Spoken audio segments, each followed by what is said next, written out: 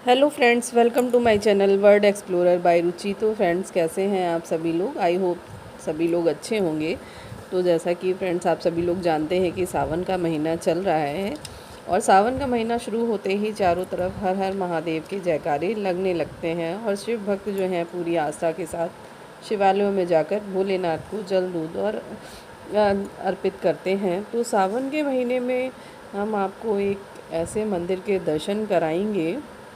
कहते हैं सावन का महीना बहुत ही विशेष मान्यताओं वाला होता है कि इस महीने में भोलेनाथ की पूजा करने से वे जल्दी प्रसन्न हो जाते हैं और अपने भक्तों की हर मनोकामना पूर्ण करते हैं। तो फ्रेंड्स, बने रहिए मेरे साथ इस वीडियो में अंत तक।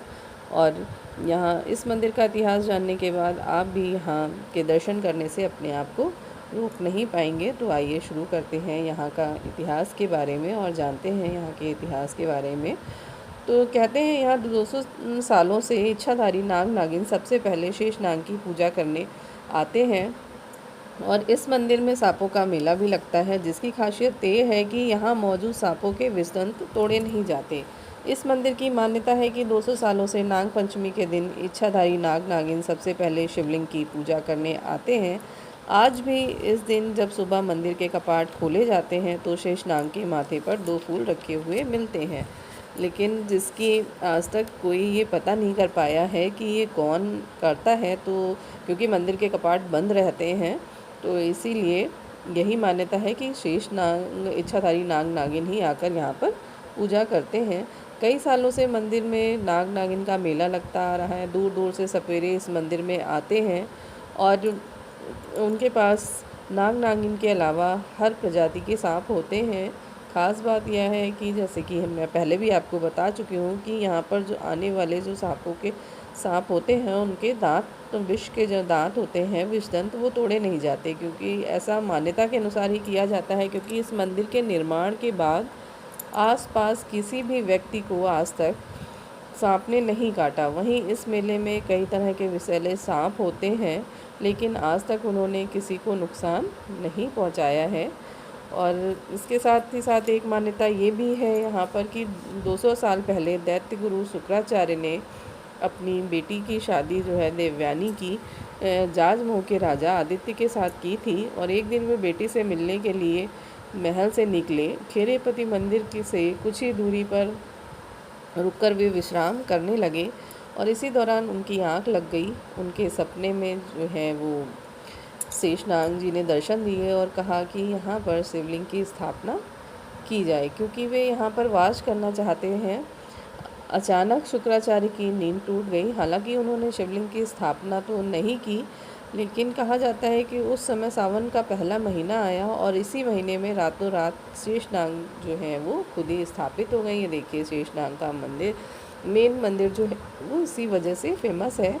ये शेषनाग की मूर्ति है और इसी जगह से इच्छाधारी नाग नागिन आते हैं और शेषनाग जी की पूजा करके जाते हैं। क्योंकि सांपों के जो देवता हैं वो भगवान भोलेनाथ ही हैं और शेषनाग तो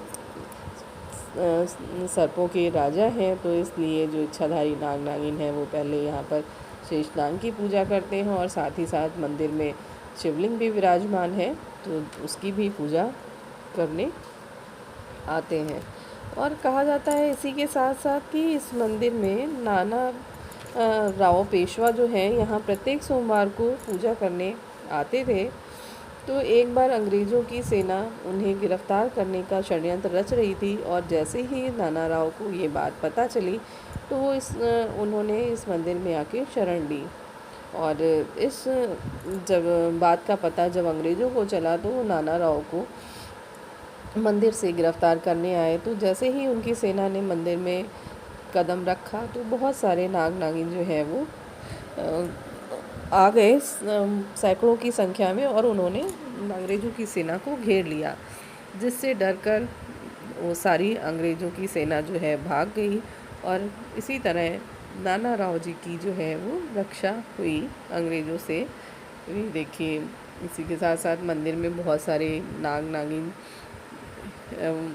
मंदिर में जो है नाग नागिन की मूर्तियाँ भी बनी हुई है। देखिए शेषनाग जी बने हुए हैं और यहाँ पे बहुत सारे सर्प भी उनके आसपास बने हुए हैं। मंदिर के एंट्रेंस में भी बहुत सारे सर्प की मूर्ति बनी हुई है और बहुत सारे देवी देवता मंदिर में विराजमान हैं। ये देखिए सूर्य देवता हैं, ये वैष्णो माता जी हैं और इसी के साथ साथ ये काली माता जी हैं, ये शेषनाग जी हैं। मंदिर परिसर में सभी देवी देवताओं की मूर्तियाँ हैं। ये देखिए काली माता जी हैं, विष्णु भगवान जी भी हैं। तो मैंने भी इस मंदिर के दर्शन किए और आशा करती हूँ कि आप लोग भी इस मंदिर का इतिहास जानने के बाद इस मंदिर के दर्शन करने से आप अपने आप को रोक नहीं पाएंगे। ये देखिए शिवलिंग भी विराजमान है यहाँ पर। प्रत्येक सोमवार को या हर दिन भी, क्योंकि सावन चल रहे हैं तो प्रत्येक दिन भक्त लोग आते हैं अपनी पूजा अर्चना करने और अपनी मनोकामनाओं की पूर्ति के लिए। देखिए शिव परिवार है, ये भक्त लोग पूजा कर रहे हैं और काफ़ी अच्छा मंदिर बना हुआ है, काफ़ी अच्छा है और भव्य भी है। और सावन का महीना चल रहा है तो इसकी जो सजावट है वो देखने योग्य है। तो आप सभी लोग भी इस मंदिर में ज़रूर दर्शन करने आइएगा। अब आपके मन में ये सवाल आ रहा होगा कि ये मंदिर कहाँ पर है, तो मैं आपको बताना चाहती हूँ कि ये मंदिर जो है वो कानपुर शहर के फूलबाग में स्थित है। कानपुर शहर जो कि गंगा नदी के तट पर बसा हुआ है और इस मंदिर का नाम है खेरेपति बाबा मंदिर। ये फूलबाग के पास ही है, जस्ट फूलबाग के अपोजिट साइड में ही है। तो कानपुर में जो लोग रहते होंगे वो इस मंदिर के बारे में बहुत अच्छे से जानते होंगे और आप भी अगर कुछ इस मंदिर के बारे में जानते हैं तो हमें कमेंट बॉक्स में ज़रूर बताइएगा और कमेंट में हर हर महादेव लिखना ना भूलें, क्योंकि सावन का महीना चल रहा है तो भगवान शिव को याद करने में कोई बुराई नहीं है। तो और कैसा लगा आपको हमारा ये ब्लॉग, हमें कमेंट बॉक्स में ज़रूर बताइएगा। इस मंदिर से जुड़ी कोई भी बात अगर आपको पता है तो भी बताइएगा मुझे, क्योंकि मुझे जितना पता था और जितनी जानकारी मिली वहाँ के पुजारी जी से और जो आसपास के लोग थे जिन्होंने बताया, क्योंकि मेरे भी रिलेटिव वहाँ रहते हैं, तो उन्हीं के साथ मैं वहाँ गई थी और उन्हीं ने मुझे बताया था। तो मैं दर्शन करने गई थी, सावन था, सोमवार का दिन था, तो फिर घर के पास में ही था तो मैं गई थी। फिर मुझे धीरे धीरे इस मंदिर का इतिहास पता चला तो मैंने सोचा एक ब्लॉग भी बनाते हैं इस मंदिर के बारे में।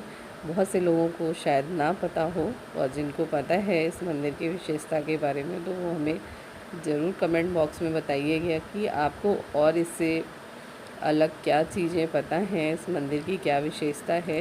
तो अब हमने भी दर्शन कर लिए हैं और अब हम भी जा रहे हैं अपने घर की तरफ।